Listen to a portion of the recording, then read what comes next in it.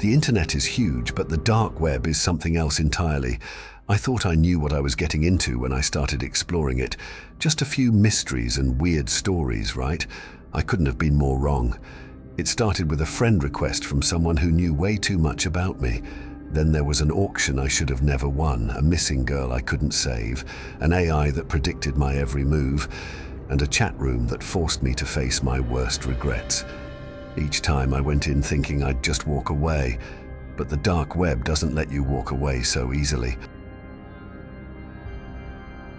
They say nothing on the dark web is free. I learned that the hard way when I signed a contract without reading the fine print. At the time, I was desperate. Bills piling up, no job, no prospects, just mounting pressure and sleepless nights wondering how I'd make it to the next month. That kind of desperation messes with your judgment. I'd been poking around on the dark web for weeks, mostly out of curiosity, but also hoping to stumble on something, anything that could help me out of my financial pit.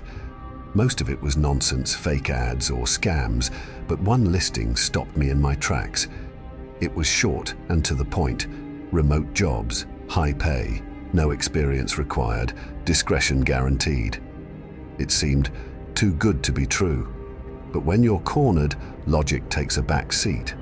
I clicked the link and it brought me to a black page with just one sentence. Your commitment is your currency. The application was simple. No personal details, just skills and availability. After I submitted it, a message appeared on the screen. You've been selected. To confirm your commitment, sign the contract. Blood required. I laughed out loud. Blood. They had to be joking. The page showed a blank space next to the phrase, "Sign here," and explained how to prick my finger and upload a photo of the signature. It was absurd, but something about it intrigued me. Maybe it was the thrill of doing something taboo or just how ridiculous it all sounded. So I did it. I pricked my finger, signed my name on a piece of paper, and uploaded the photo. It felt like a joke, a stupid, desperate joke. The response was instant. Welcome to the team. Your first task arrives tomorrow. At first, the jobs were easy, boring even, sorting through encrypted files, organizing data, stuff that felt tedious but harmless. The pay came in immediately. Small amounts at first, but enough to make me think I'd stumbled into some weird but legitimate gig. But then the jobs changed. One task asked me to decrypt a file containing someone's personal information. Bank accounts, medical records, photos. It felt wrong, but I rationalized it. It's not like I'm using the information, I told myself. I'm just organizing it. The next job asked me to flag a list of social media profiles for monitoring. Then it was finding security loopholes in websites, vulnerabilities someone else could exploit. The pay kept climbing, but so did the weight on my conscience. This wasn't just data entry anymore. I wanted out. When I emailed them to quit, the reply came in seconds. Breaking the contract has consequences. Choose wisely. Attached to the message was a video of my apartment. It was grainy, taken from outside my window, but it was unmistakably my place. Someone had been there watching me. Then another email came through. Keep working and you'll stay safe. Try anything else and we'll make your life difficult. I stared at the screen, heart pounding, trying to think of what to do. But the next job appeared in my inbox like nothing had happened. They were giving me no choice. I tried to ignore the task, thinking maybe they'd move on to someone else. But the next morning, I woke up to chaos. My bank account was drained, every penny gone. My credit cards were flagged for fraud, and my phone started buzzing with notifications from accounts I didn't recognize. New loans, new purchases, all tied to my name. They'd unraveled my life overnight. The next job came with a chilling note. Deliver the package to this address, no delays. The address was 2 hours away, in the middle of nowhere. That same morning, a small, unmarked box appeared on my doorstep, like they'd known I'd accept before I even saw the assignment, but I couldn't do it. Whatever was in that box, I couldn't be part of it anymore. That night, I logged onto the site using a proxy. I needed to confront them, to plead, to beg, anything to make it stop. I typed out a message, my hands shaking. "I won't do it. Leave me alone." The response was immediate.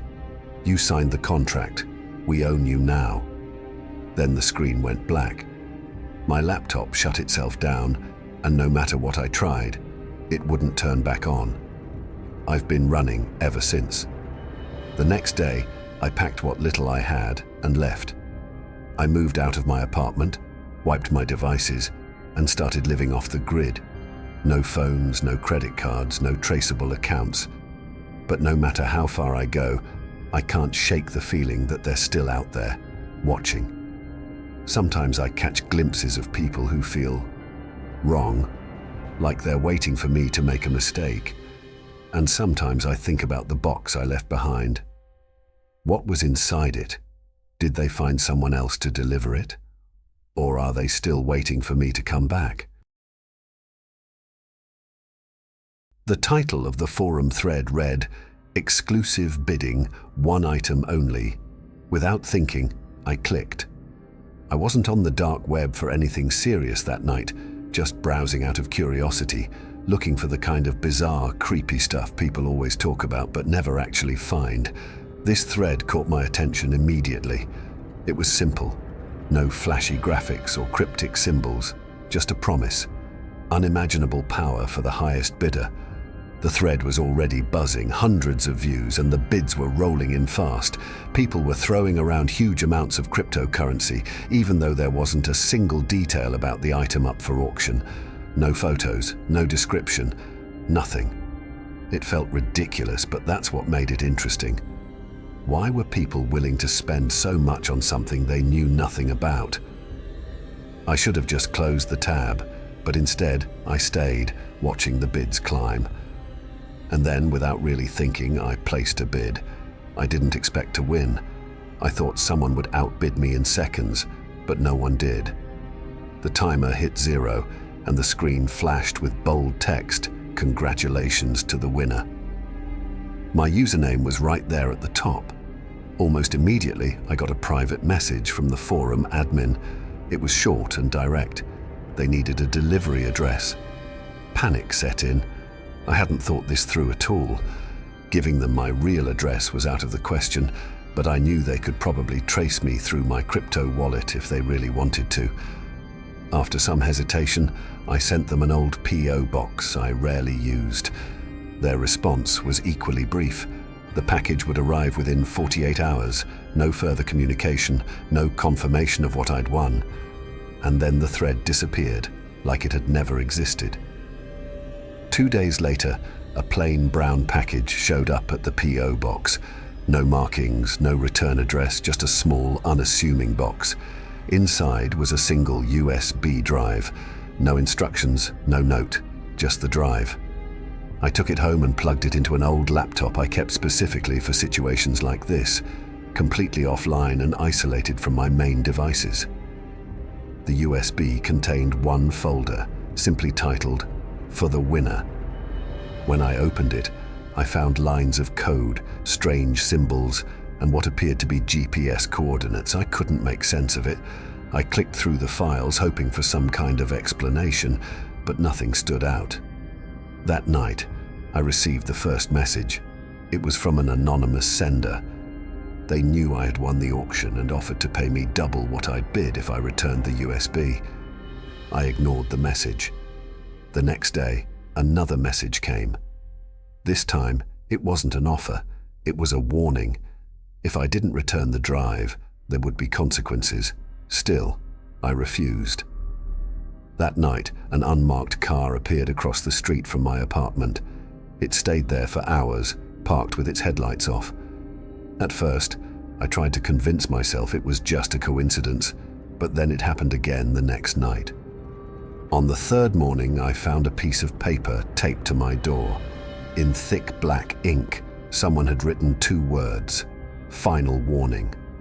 By now, I was too far in to back out. I went back to the USB, hoping I could figure out what was so important about it. When I plugged it in, something had changed. The code had begun to decrypt itself, revealing new folders. Inside, I found photos. At first, they seemed harmless, blurry images of people in public places, parks, coffee shops, crowded streets. But the deeper I went, the darker it got. The photos began to show people in distress. Some were bound, blindfolded, or gagged. Others looked like they'd been taken in abandoned buildings or dimly lit rooms. Then there were the videos. I couldn't watch more than a few seconds of the first one. It was too much. I slammed the laptop shut, my hands trembling. One folder contained a list of names, each paired with dates and coordinates. Some of the dates were years in the past, but others hadn't happened yet. That's when I realized what I was looking at. A trafficking operation. This wasn't a prize. It was a blueprint for something monstrous. Another message arrived that night. The sender demanded I return the USB, warning that this was my last chance. And then my phone buzzed. A notification popped up. Camera accessed. I couldn't breathe. They were watching me. The next morning, I smashed the USB. I took a hammer to it, shattering it into pieces, then drove miles away to throw the remains into separate dumpsters. For the first time in days, I felt a sliver of relief. Maybe, just maybe, I'd put an end to it. When I got home, I opened my laptop. The screen flickered, then went black. A single message appeared in bold white text. "You can't erase the truth." And then the screen shut off completely. Weeks have passed since the auction. The unmarked cars have stopped showing up, and the messages have gone silent. On the surface, things seem normal. But late at night, when the world is quiet, I feel like I'm still being watched. The faces from those photos haunt me. The names on that list, the dates. I can't stop wondering what happened to them, and I can't help but wonder who might be holding that information now. Someone else probably won the next auction, just like I did. What would you have done?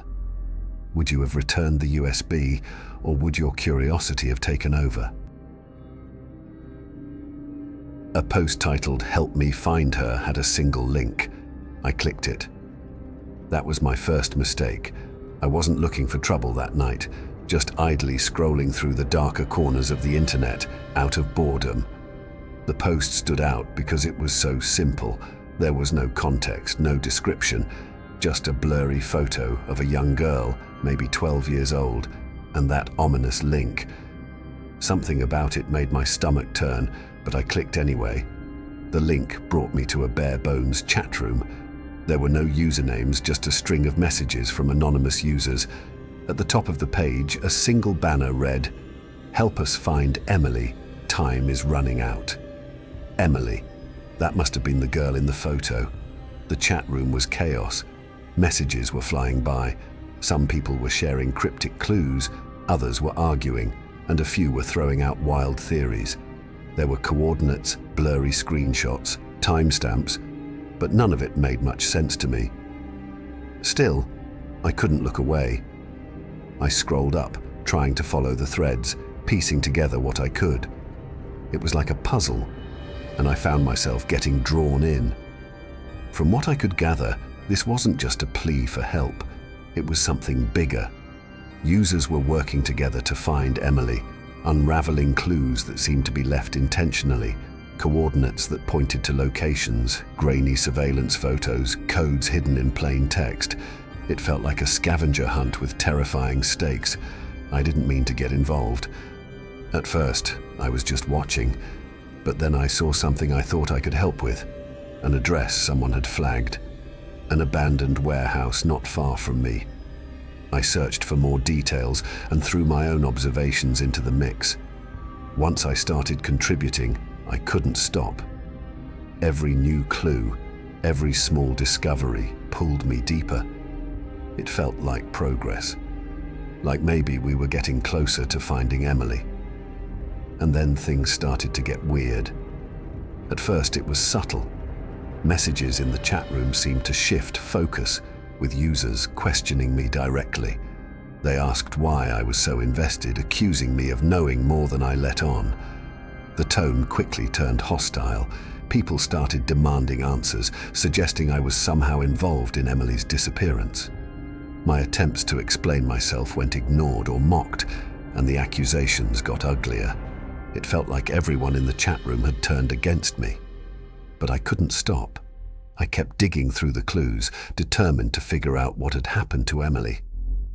That's when I found the link to the live stream. The video was low quality, the kind of grainy footage you'd expect from an old security camera. It showed a small, windowless room, concrete walls, a flickering light bulb overhead. In the corner of the room there was a figure curled up on the floor. It was Emily. Her knees were pulled to her chest and she was shaking. Even through the bad video quality, I could see the fear on her face. My heart raced as I stared at the screen. This wasn't a game or some elaborate hoax. This was real. The chat room exploded with activity. People were analyzing every frame of the video, throwing out theories about where it was being streamed from. Someone pointed out the type of light fixture. Another user spotted what looked like a faint logo on the wall. I didn't know what to do. Someone in the chat suggested calling the police, and I didn't hesitate. The dispatcher sounded skeptical when I explained what I'd seen. I gave them the link to the live stream and begged them to send help. But by the time I refreshed the page, the stream was gone. In its place was a single line of text. Too late. Now they'll come for you. The chat room disappeared entirely after that. No usernames, no messages, no trace of its existence. When the police arrived, they didn't find anything. I tried to explain what I'd seen, but without the live stream or the chat room, I had no proof. The questions quickly turned on me. Why had I been on the dark web? Did I know Emily? Was I involved in her disappearance? I couldn't blame them for being suspicious. After all, I didn't have answers, just a bad feeling and a story that sounded impossible to believe. For days after, I felt like I was being watched. My phone would glitch at random times, and my laptop's camera light would flicker even when I wasn't using it. I started noticing cars I didn't recognize parked on my street. Once, late at night, I thought I saw someone standing across the road, staring up at my window. Every noise outside made my heart race. Every shadow seemed like a threat. I don't know who was behind that chat room or why they targeted me, and I still don't know what happened to Emily. Sometimes I wish I'd never clicked the link. I can't stop thinking about the look on her face in that video or the warning that replaced the stream. Have you ever solved a mystery you wish you hadn't? It was marketed as a predictive AI. I didn't realize it could predict me. I stumbled across it late one night, buried in a thread deep in the dark web. The title caught my eye. The algorithm, Ask Anything About Your Future.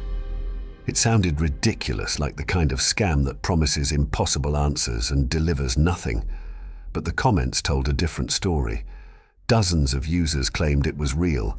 They shared stories of events it had predicted with eerie accuracy, down to the smallest detail. One user even posted screenshots of a prediction that came true exactly as described. I couldn't resist. I clicked the link.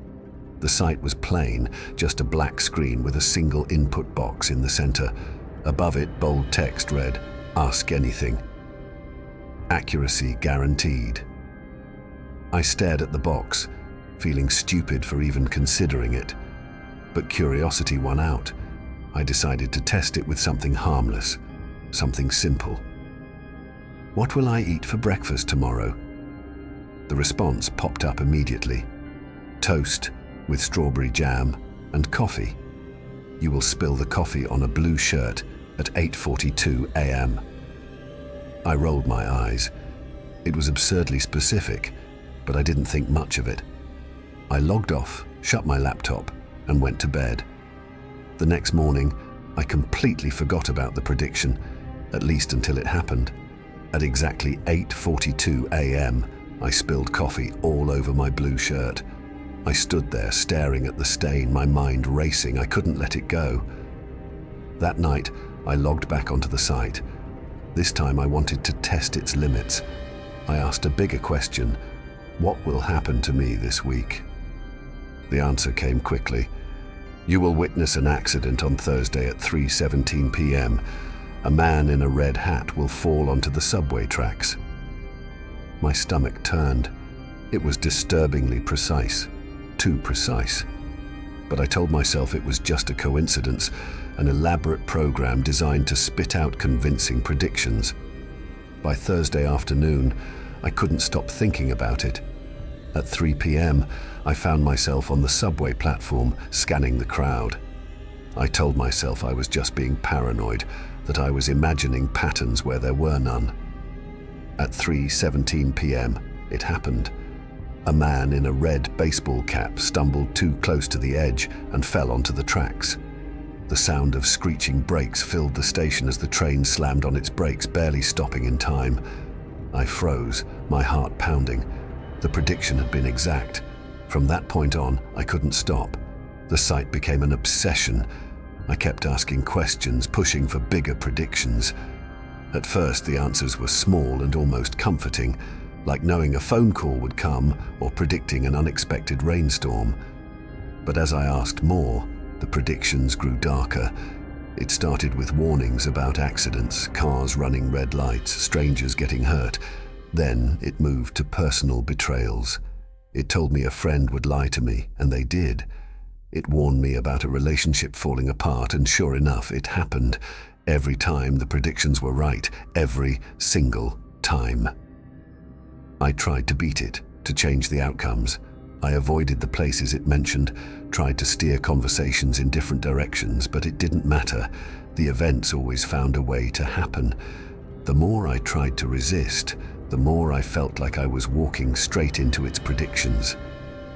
One night, against my better judgment, I asked it the question that had been haunting me. How will I die? The answer appeared immediately, as if it had been waiting for me to ask. You will die at 10:37 p.m. on December 14th at the corner of 7th Avenue and Grand. The words felt like a punch to the gut. I read them over and over, hoping they'd change, but they didn't. December 14th was only a week away. I spent the next 7 days trying to figure out what to do. I told myself it was just a stupid program, a hoax designed to scare people. But deep down, I couldn't shake the fear that it was real. When the day arrived, I made a plan. I cleared my schedule and stayed home all day. I locked my doors, turned off my phone, and disconnected from the internet. There was no way I was going anywhere near 7th Avenue and Grand. By 10 p.m., I started to feel relieved. Maybe I'd beaten it. Maybe I'd proven it wrong. But at 10:36 p.m., my laptop powered on by itself. The screen flickered, and then a live feed appeared. It was a video of my apartment, my couch, my coffee table. Mister. My heart stopped. Below the feed, a single line of text appeared. You can't escape fate. See you soon. Before I could react, the lights went out. It's been days now, and I still don't know how I survived. I don't even know if I did. I keep replaying that night in my mind, trying to figure out what really happened. Was the AI just a program, or was it something more? Was it predicting the future, or was it controlling it? I don't know if I'll ever get answers, but one thing's for sure. There are questions I'll never ask again. Would you? The chat room didn't have a name, just a single rule. Stay until the end. I wish I hadn't. I found the link late one night while aimlessly scrolling through the dark web. It was buried in a thread about obscure internet mysteries. No flashy design, no explanations, just the link and that ominous rule. Something about it felt off, but I couldn't resist the pull. I clicked. The screen went black for a moment before the chat room loaded. There were 11 of us, each assigned a number instead of a username. I was participant 11. A list of participants filled the side of the screen, and for a while, nothing happened. Then a message appeared. Welcome. The game begins now. Fail, and you'll be eliminated. Stay until the end to win. I thought it was a prank, some weird online experiment. The first challenge seemed harmless enough. Type the name of someone you trust with your life. It felt silly, but I played along. I typed my best friend's name and hit submit. The answers started appearing in the chat one by one, but then participant 8 didn't respond. A timer appeared on the screen, counting down from 30 seconds. When it hit 0, their number disappeared from the list. I thought they'd just logged off, but then a new message appeared. Participant 8 has been eliminated. The next challenge followed immediately. Reveal your deepest fear. The question made me pause. The others started answering. Spiders, drowning, the dark.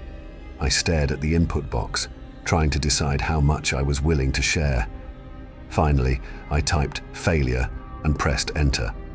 The timer appeared again. This time, it was participant 4 who didn't answer.